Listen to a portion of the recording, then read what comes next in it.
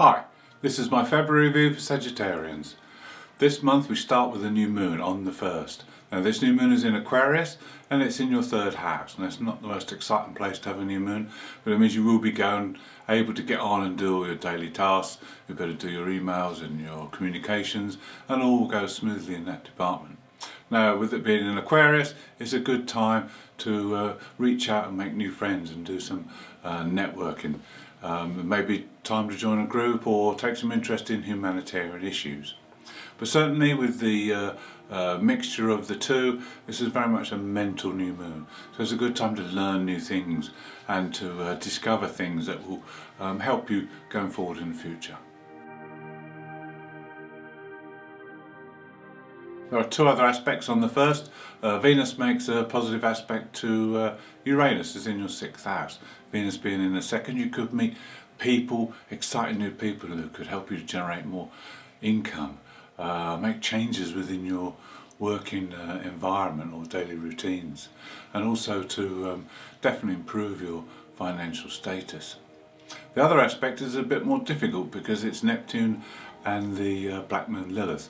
Now the Black Moon's in your 7th house of relationships, so it could be that there's some uncertainty around your relationship, or there's some insecurity about it that you're not really sure, you can't really put your hand on, but things will need to change. This aspect lasts for 7 days, but later on the sun comes and shines a light on the 7th area, so you'll be able to see where to make those changes.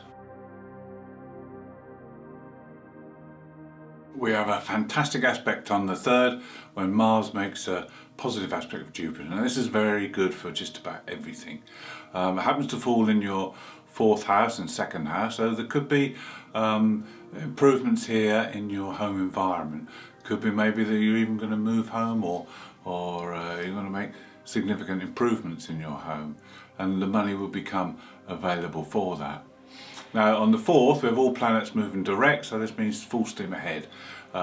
There's no hindrances now until the end of April. And then the other aspect on the 4th is from the Sun and Saturn. The Sun catches up Saturn, and this is in your 3rd house again, so it's a time when you need to get really organised, get all the paperwork sorted out, get everything, all the tasks and responsibilities done and your obligations, so that you're free to go forward. We have a very powerful transformative aspect on the 5th, Pluto and the Moon's North Node. Now the North Node is in your 6th house of work, and the Pluto is in your 2nd house of finances. So here we could see some opportunities, some transformation that improves your finances or improves your work situation. It may be a new job, maybe new doors that open, or it may be that there is a change, a transformation in your financial situation. Now the two are very closely linked, so it's a good time to realign with your path, and your intuition will be strong and will help you navigate that path.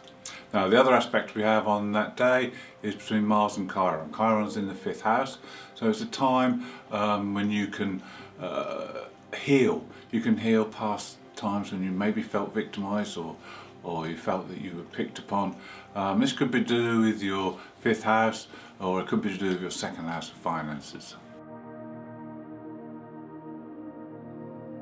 On the 7th we have another Mars aspect, this time to Uranus in the 6th house. So Mars will want to put energy into making changes. There'll be a bit of a dissatisfaction with your daily routines. Maybe you got a bit bored and fed up, so you want to inject some excitement into things, make some positive changes. Then on the 10th, Mercury joins Pluto and gives his insight into that aspect with the Moon's North Node. There could be messages, there could be lots of things coming through, signs, signals, so you need to keep your eyes and ears open and be ready for them, because these will help guide you. On the 11th, we have the aspect I was telling you about. The Sun shines a light on the Black Moon Lilith in that 7th house. So you'll be able to see clearly where your insecurities lie or where your fears are, and you'll be able to make the necessary changes to boost your confidence. Then on the 12th we have an aspect between Venus and Mars. The coming together of these two is fantastic, because the creative energy that flows from these two is fantastic, and this happens to last till the end of the month, where there'll be a climax which I'll tell you about later.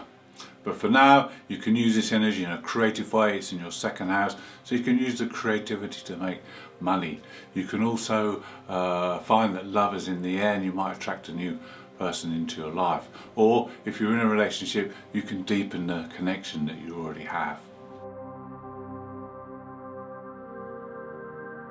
On the 13th, we have a real desire for positive change, because we have Jupiter is in your 4th house, making an aspect with Uranus in the 6th. So you want to change the routines around your home. You want to maybe make your home a better place. You want to make improvements, but there'll be sudden ideas that come into your mind. Maybe things that you're dissatisfied with and you've been putting up with for a while, and you want to change them and make them work better for you. Then on the 15th, there's an aspect between the Sun and the Moon's nodes. Now this is a position whereby you're at a crossroads, because the Sun makes a square to both ends of the nodes. Now you want to keep balance on this. This is between the 6th house and the 12th house, so this is a bit hard to do, because you've got on one side unconscious desires, and on the other side your day-to-day mundane life. So you've got to try and keep the balance between the spiritual and the mundane, the unconscious and the conscious.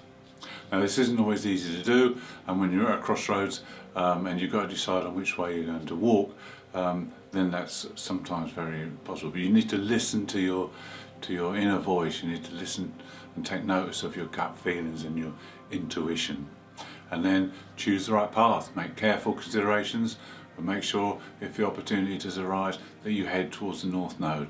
It's unfamiliar, but it's our spiritual way forward. On the 16th, we have our full moon. Now this full moon is in Leo, so it's full of enthusiasm and creativity and passion.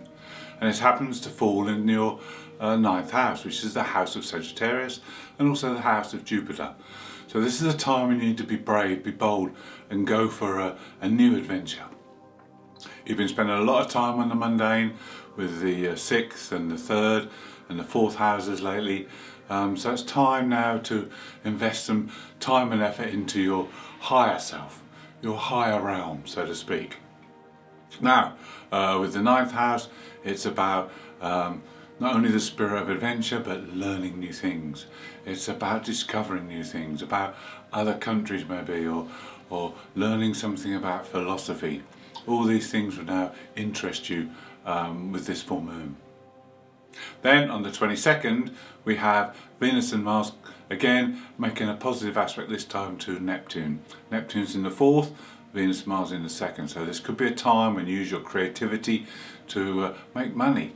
It could be a time when you use your creativity around the home to make the home more of a retreat to go to.